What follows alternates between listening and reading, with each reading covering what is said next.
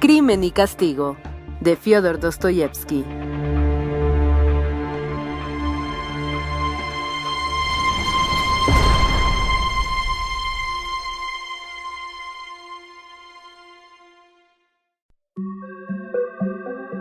No lo creo, no puedo creerlo, repetía Razumikine, rechazando con todas sus fuerzas las afirmaciones de Raskolnikov.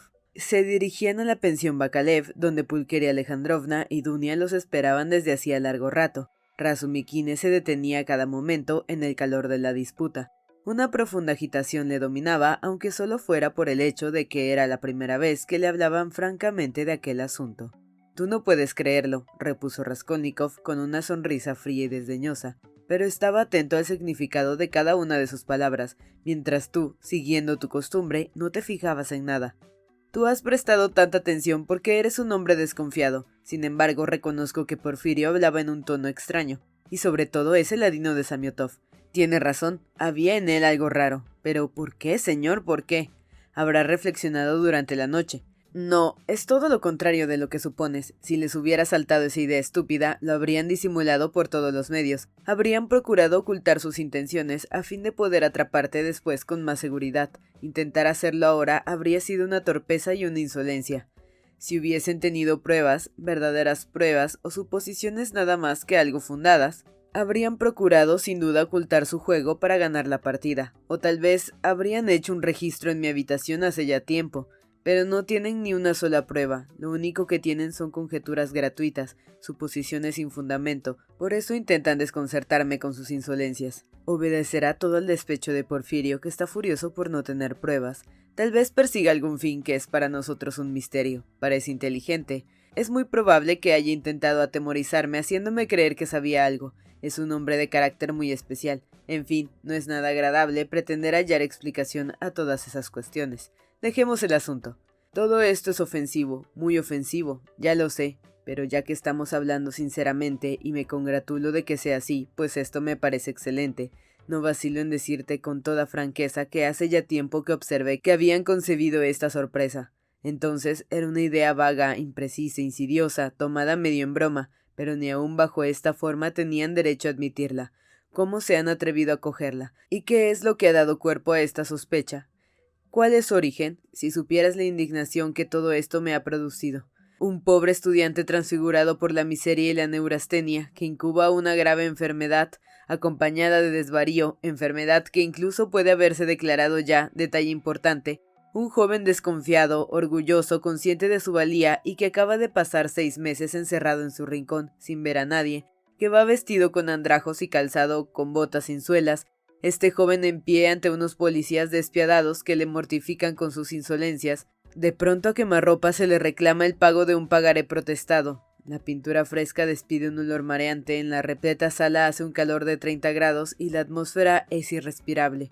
Entonces el joven oye hablar del asesinato de una persona a la que ha visto la víspera y para que no falte nada, tiene el estómago vacío. ¿Cómo no desvanecerse? Que hayan pasado todas sus sospechas en este síncope. El diablo les lleve. Comprendo que todo es humillante. Pero yo en tu lugar me reiría de ellos. Me reiría en sus propias narices. Es más, les escupiría en plena cara. Les daría una serie de sonoras bofetadas. Escúpeles, Rodia. Hazlo. Es intolerable.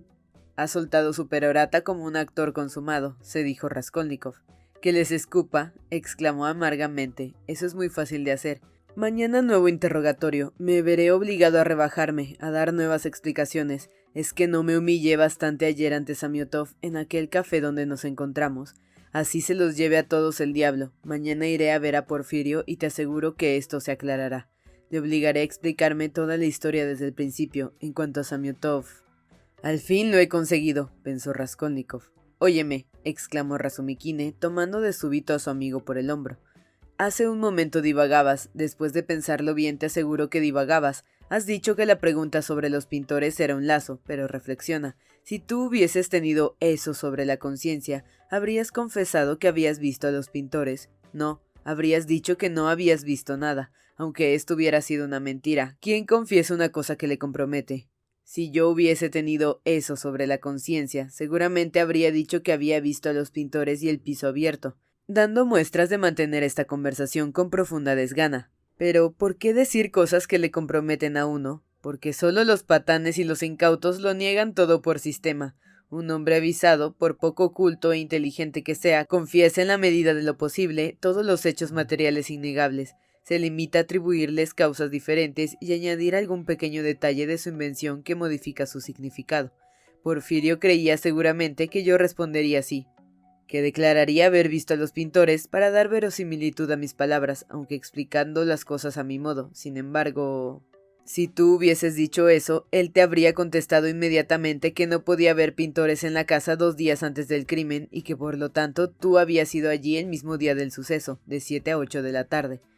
Eso es lo que él quería. Creía que yo no tendría tiempo de darme cuenta de ese detalle, que me apresuraría a responder del modo que juzgara más favorable para mí, olvidándome de que los pintores no podían estar allí 2 días antes del crimen.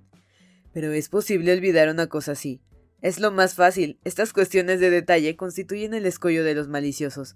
El hombre más sagaz es el que menos sospecha que puede caer ante un detalle insignificante. Porfirio no es tan tonto como tú crees. Entonces, es un ladino. Raskolnikov se echó a reír, pero al punto se asombró de haber pronunciado sus últimas palabras con verdadera animación e incluso con cierto placer. Él, que hasta entonces había sostenido la conversación como quien cumple una obligación penosa. Me parece que le voy tomando el gusto a estas cosas, pensó. Pero de súbito se sintió dominado por una especie de agitación febril, como si una idea repentina e inquietante se hubiera apoderado de él. Este estado de ánimo llegó a ser muy pronto intolerable. Estaban ya ante la pensión Bakalev. «Entra tú solo», dijo de pronto Raskolnikov. «Yo vuelvo enseguida». «¿A dónde vas ahora que hemos llegado?» «Tengo algo que hacer. Es un asunto que no puedo dejar. Estaré de vuelta dentro de una media hora. Díselo a mi madre y a mi hermana». «Espera, voy contigo». «¿También tú te has propuesto perseguirme?», exclamó Raskolnikov con un gesto tan desesperado que Razumikine no se atrevió a insistir. El estudiante permaneció un momento ante la puerta, siguiendo con mirada sombría a Raskolnikov, que se alejaba rápidamente en dirección a su domicilio. Al fin, apretó los puños, rechinó los dientes y juró obligar a hablar francamente a Porfirio antes de que llegara la noche. Luego subió para tranquilizar a Pulcheria Alejandrovna, que empezaba a sentirse inquieta ante la tardanza de su hijo. Cuando Raskolnikov llegó ante la casa en que habitaba, tenía las sienes empapadas de sudor y respiraba con dificultad. Subió rápidamente la escalera, entró en su habitación, que estaba abierta, y la cerró. Inmediatamente, loco de espanto, corrió hacia el escondrijo donde había tenido guardados los objetos, introdujo la mano por debajo del papel y exploró hasta el último rincón del escondite. Nada, allí no había nada. Se levantó lanzando un suspiro de alivio. Hacía un momento, cuando se acercaba a la pensión Bakalev, le había saltado de súbito el temor de que algún objeto, una cadena, un par de gemelos o incluso alguno de los papeles en que iban envueltos y sobre los que había escrito la vieja, se le hubieran escapado al sacarlos, quedando en alguna rendija para servir más tarde de prueba irrefutable contra él. Permaneció un momento sumido en una especie de ensoñación, mientras una sonrisa extraña, humilde e inconsciente erraba en sus labios. Al fin tomó su gorra y salió de la habitación en silencio. Las ideas se confundían en su cerebro. Así, pensativo, bajó la escalera y llegó al portal. «Aquí lo tiene usted», dijo una voz potente. Raskolnikov levantó la cabeza. El portero, de pie en el umbral de la portería, señalaba a Raskolnikov y se dirigía a un individuo de escasa estatura, con aspecto de hombre del pueblo. Vestía una especie de hopalanda sobre un chaleco y, visto desde lejos, se le habría tomado por una campesina. Su cabeza, cubierta con un gorro grasiento, se inclinaba sobre su pecho. Era tan cargado de espaldas que parecía jorobado. Su rostro, fofo y arrugado, era el de un hombre de más de 50 años. Sus ojillos, cercados de grasa, lanzaban miradas sombrías. «¿Qué pasa?», preguntó Raskolnikov acercándose al portero. El desconocido empezó por dirigirle una mirada al soslayo, después lo examinó detenidamente, sin prisa, al fin, y sin pronunciar palabra, dio media vuelta y se marchó.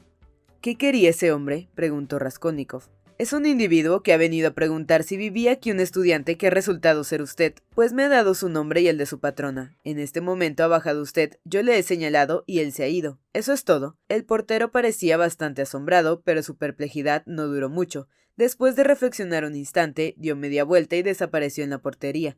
Raskolnikov salió en pos del desconocido. Apenas salió, lo vio por la acera de enfrente. Aquel hombre marchaba a un paso regular y lento, tenía la vista fija en el suelo y parecía reflexionar. Raskolnikov le alcanzó enseguida, pero de momento se limitó a seguirle. Al fin se colocó a su lado y le miró de reojo.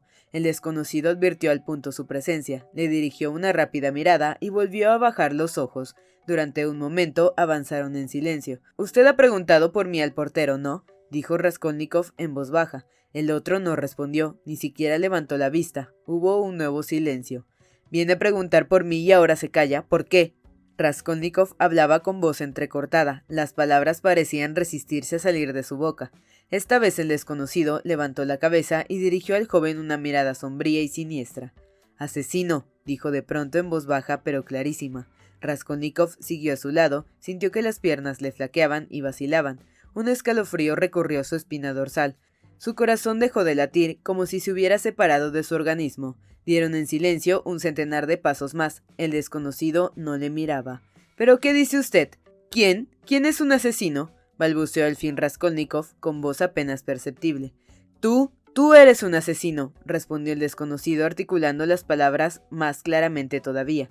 Con una mirada triunfal y llena de odio, miró el rostro pálido y los ojos vidriosos de Raskolnikov. Entretanto, habían llegado a una travesía. El desconocido dobló por ella y continuó su camino sin volverse. Raskolnikov se quedó clavado en el suelo, siguiendo al hombre con la vista.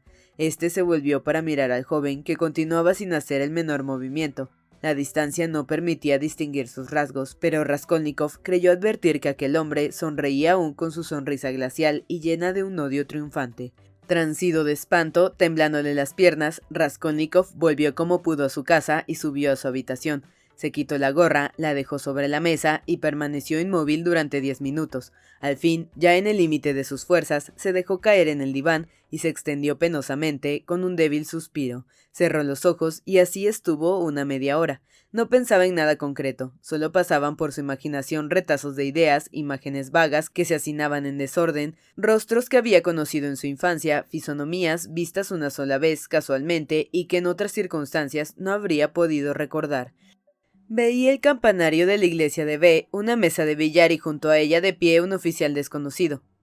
De un estanco instalado en un sótano salía un fuerte olor a tabaco. Una taberna, una escalera de servicio oscura como la boca del lobo, cubiertas de cáscara de huevo y toda clase de basuras caseras, el sonido de una campana dominical. Los objetos cambiaban de continuo y giraban en torno de él como un frenético torbellino. Algunos le gustan e intenta atraparlos, pero al punto se desvanecen. Experimenta una ligera sensación de ahogo, pero en ella hay un algo desagradable. Persiste el leve temblor que se ha apoderado de él, y tampoco esta sensación es ingrata. En esto oyó los pasos presurosos de Razumikine, seguidos de su voz, y cerró los ojos para que lo creyeran dormido.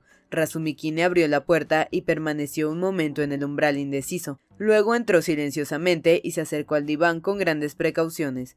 «No lo despiertes, déjalo dormir todo lo que quiera», murmuró Nastasia. «Ya comerá más tarde». «Tienes razón», repuso Razumikine. Los dos salieron de puntillas y cerraron la puerta. Transcurrió una media hora. De súbito Raskolnikov empezó a abrir poco a poco los ojos. Después hizo un rápido movimiento y quedó boca arriba con las manos enlazadas bajo la nuca. ¿Quién es? ¿Quién será ese hombre que parece haber surgido de debajo de la tierra? ¿Dónde estaba y qué vio? Ah, de que lo vio todo no hay duda, pero ¿desde dónde presenció la escena? ¿Y por qué habrá esperado hasta este momento para dar señales de vida? ¿Cómo se las arreglaría para ver? Sí, parece imposible. Además, siguió reflexionando Raskolnikov, dominado por un terror glacial. Ahí está el estuche que Nicolás encontró detrás de la puerta. Se podía esperar que ocurriera esto. Pruebas. Basta equivocarme con una nimiedad para crear una prueba que va creciendo hasta alcanzar dimensiones gigantescas. Con profundo pesar, notó que las fuerzas le abandonaban, que una extrema debilidad le invadía. Debí suponerlo, se dijo con amarga ironía. No sé cómo me atreví a hacerlo. Yo me conocía, yo sabía de lo que era capaz. Sin embargo, empuñé el hacha y derramé sangre. Debí preverlo todo, pero ¿acaso no lo había previsto? Se dijo esto último con verdadera desesperación. Después le asaltó un nuevo pensamiento. No, esos hombres están hechos de otro modo. Un auténtico conquistador, uno de esos hombres a los que todo se les permite, cañonea a Tolón, organiza matanzas en París, olvida su ejército en Egipto, pierde 500.000 de hombres en la campaña de Rusia, se salva en Vilna por verdadera casualidad, por una equivocación, y sin embargo, después de su muerte se levantan estatuas. Esto prueba que, en efecto, todo se le permite, pero esos hombres están hechos de bronce, no de carne. De pronto tuvo un pensamiento que le pareció divertido. Napoleón, las pirámides, Waterloo por un lado y por otro una vieja y enjuta usurera que tiene debajo de la cama una arca forrada de tafilete rojo. ¿Cómo admitir que puede haber una semejanza entre ambas cosas? ¿Cómo podría admitirlo un Porfirio Petrovich, por ejemplo? Completamente imposible, sus sentimientos estéticos se oponen a ello. Un Napoleón introducirse debajo de la cama de una vieja, inconcebible. De vez en cuando experimentaba una exaltación febril y creía desvariar. La vieja no significa nada, se dijo fogosamente. Esto tal vez sea un error, pero no se trata de ella. La vieja ha sido solo un accidente. Yo quería salvar el escollo rápidamente de un salto. No he matado a un ser humano, sino un principio, y el principio lo he matado, pero el salto no lo he sabido dar. Me he quedado a la parte de aquí. Lo único que he sabido ha sido matar, y ni siquiera esto lo he hecho bien del todo, al parecer. Un principio. ¿Por qué ese idiota de Razumikine atacará a los socialistas? Son personas laboriosas, hombres de negocios que se preocupan por el bienestar general. Sin embargo, solo se vive una vez y no quiero esperar esa felicidad universal. Ante todo quiero vivir. Si no sintiese este deseo, sería preferible no tener vida. Al fin y al cabo, lo único que he hecho ha sido negarme a pasar por delante de una madre hambrienta con mi rublo bien guardado en el bolsillo, esperando la llegada de la felicidad universal. Yo aporto, por decirlo así, mi piedra al edificio común. Y esto es suficiente para que me sienta en paz. ¿Por qué me dejaron partir? Tengo un tiempo determinado de vida. Y quiero también... yo no soy más que un gusano atiborrado de estética, sí un verdadero gusano y nada más. Al pensar esto, estalló en una risa de loco, se aferró a esta idea y empezó a darle todas las vueltas imaginables con un acre placer. Sí, lo soy, aunque solo sea, primero porque me llamo gusano a mí mismo, y segundo porque llevo todo un mes molestando a la divina providencia al ponerla por testigo de que yo no hacía aquello para procurarme satisfacciones materiales, sino con propósitos nobles y grandiosos. Y también porque decidí observar la más rigurosa justicia y la más perfecta moderación en la ejecución de mi plan. En primer lugar, elegí el gusano más nocivo de todos, y en segundo, al matarlo, estaba dispuesto a no quitarle sino el dinero estrictamente necesario para emprender una nueva vida, nada más y nada menos. El resto iría a parar a los conventos, según la última voluntad de la vieja. En fin, lo cierto es que soy un gusano de todas formas, añadió rechinando los dientes, porque soy tal vez más vil e innoble que el gusano al que asesiné, y porque yo presentía que después de haberlo matado, me diría esto mismo que me estoy diciendo. Hay nada comparable a este horror. ¡Cuánta villanía! ¡Cuánta bajeza! ¡Qué bien comprendo al profeta montado en su caballo y empuñando el sable! Allá lo ordena. Sométete pues, miserable y temblorosa criatura. Tiene razón el profeta cuando alinea sus tropas en la calle y mata indistintivamente a los culpables y a los justos, sin ni siquiera dignarse darles una explicación. Sométete pues, miserable y temblorosa criatura, y guárdate de tener voluntad. Esto no es cosa tuya. Oh, jamás, jamás perdonaré a la vieja. Sus cabellos estaban empapados de sudor, temblaban sus resecos labios, su mirada se fijaba en el techo obstinadamente. Mi madre, mi hermana, cómo las quería. ¿Por qué las odio ahora? Sí, las odio con un odio físico, no puedo soportar su presencia. Hace unas horas, lo recuerdo perfectamente, que me he acercado a mi madre y la he abrazado. Es horrible estrecharla entre mis brazos y pensar que si ella supiera, y si se lo contara todo, me quitaría un peso de encima. Ella debe ser como yo. Pensó esto último haciendo un gran esfuerzo, como si no le fuera fácil luchar con el delirio que le iba dominando. Oh, cómo odio a la vieja ahora. Creo que la volvería a matar si resucitara. Pobre Lisbeth, ¿por qué la llevaría allí el azar? Qué extraño es que piense tan poco en ella. Es como si no la hubiese matado. Lisbeth, Sonia, pobres y bondadosas criaturas de dulce mirada. Queridas criaturas, ¿por qué no lloran? ¿Por qué no gimen? Dan todo lo que poseen con una mirada resignada y dulce. Sonia, dulce Sonia. Perdió la conciencia de las cosas y se sintió profundamente asombrado de verse en la calle sin poder recordar cómo había salido.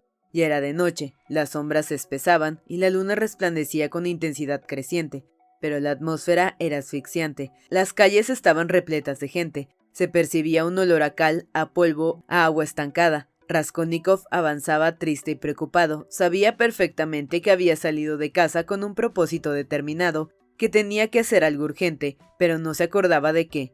De pronto se detuvo y miró a un hombre que desde la otra acera le llamaba con la mano. Atravesó la calle para reunirse con él, pero el desconocido dio media vuelta y se alejó con la cabeza baja, sin volverse, como si no le hubieran llamado.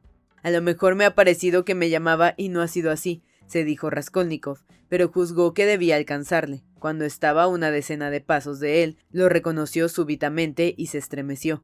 Era el desconocido de poco antes, vestido con las mismas ropas, con su espalda encorvada. Raskolnikov lo siguió de lejos. El corazón le latía con violencia. Entraron en un callejón. El desconocido no se volvía. ¿Sabrá que le sigo?, preguntó Rodia. El hombre encorvado entró por la puerta principal de un gran edificio. Raskolnikov se acercó a él y le miró con la esperanza de que se volviera y le llamase. En efecto, cuando el desconocido estuvo en el patio, se volvió y pareció indicarle que se acercara. Raskolnikov se apresuró a franquear el portal, pero cuando llegó al patio ya no vio a nadie. Por lo tanto, el hombre de la hopalanda había tomado la primera escalera.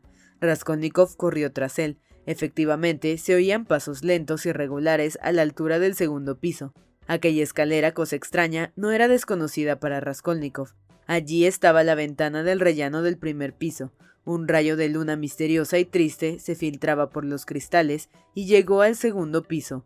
Pero si aquí es donde trabajaban los pintores, ¿cómo no habría reconocido antes la casa? El ruido de los pasos del hombre que le precedía se extinguió. Por lo tanto se ha detenido, tal vez se haya ocultado en alguna parte. He aquí el tercer piso. ¿Debo seguir subiendo o no? El ruido de sus propios pasos le daba miedo. Señor, qué oscuridad. El desconocido debe estar oculto por aquí en algún rincón. Toma, la puerta que da al rellano está abierta de par en par. Tras reflexionar un momento, entró. El vestíbulo estaba oscuro y vacío, como una habitación desvalijada. Pasó a la sala lentamente, andando en puntillas. Toda ella estaba iluminada por una luna radiante. Nada había cambiado. Allí estaban las sillas, el espejo, el sofá amarillo, los cuadros con sus marcos. Por la ventana se veía la luna redonda y enorme de un rojo cobrizo. Es la luna la que crea el silencio, pensó Raskolnikov, la luna que se ocupa en descifrar enigmas. Estaba inmóvil esperando. A medida que iba aumentando el silencio nocturno, los latidos de su corazón eran más violentos y dolorosos. ¡Qué calma tan profunda! De pronto se oyó un seco ruido, semejante al que produce una astilla de madera al quebrarse. Después, todo volvió a quedar en silencio. Una mosca se despertó y se precipitó contra los cristales, dejando oír su bordoneo quejumbroso. En este momento Raskolnikov descubrió en un rincón, entre la cómoda y la ventana, una capa colgada en la pared. ¿Qué hace esa capa aquí?, pensó. Entonces no estaba. Apartó la capa con cuidado y vio una silla, y en la silla, sentada en el borde y con el cuerpo doblado hacia adelante, una vieja. Tenía la cabeza tan baja que Raskolnikov no podía verle la cara, pero no le cupo duda de que era ella. Permaneció un momento inmóvil. Tiene miedo, pensó mientras desprendía poco a poco el hacha del nudo corredizo. Después descargó un hachazo en la nuca de la vieja y otro enseguida, pero cosa extraña, ella no hizo el menor movimiento. Se habría dicho que era de madera, sintió miedo y se inclinó hacia adelante para examinarla, pero ella bajó la cabeza más todavía. Entonces él se inclinó hasta tocar el suelo con su cabeza y la miró de abajo arriba. Lo que vio le llenó de espanto. La vieja reventaba de risa, de una risa silenciosa que trataba de ahogar haciendo todos los esfuerzos imaginables. De súbito le pareció que la puerta del dormitorio estaba entreabierta y que alguien se reía allí también. Creyó oír un cuchicheo y se enfureció. Empezó a golpear la cabeza de la vieja con todas sus fuerzas, pero a cada hachazo redoblaban las risas y los cuchicheos en la habitación vecina, y lo mismo podía decirse de la vieja, cuya risa había cobrado una violencia convulsiva. Raskolnikov intentó huir, pero el vestíbulo estaba lleno de gente. La puerta que daba a la escalera estaba abierta de par en par, y ella pudo ver que también el rellano y los escalones estaban llenos de curiosos. Con las cabezas juntas, todos miraban tratando de disimular.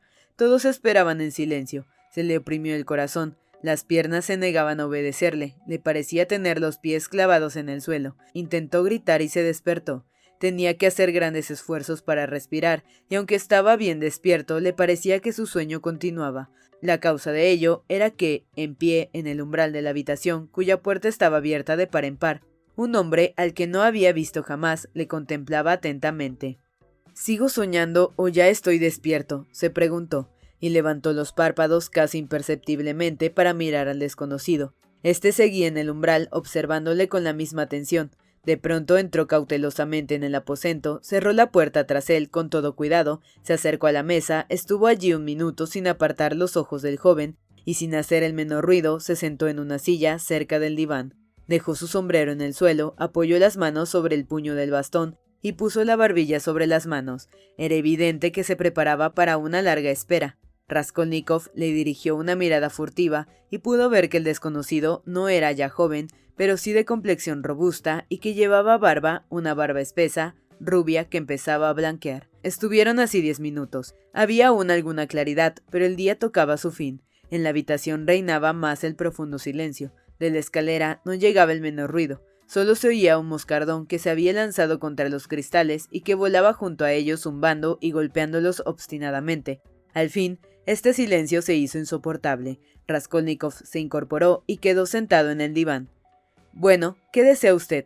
«Ya sabía yo que usted no estaba dormido de veras, sino que lo fingía», respondió el desconocido, sonriendo tranquilamente. «Permítame que me presente. Soy Arkadio Ivanovich Svidrigailov».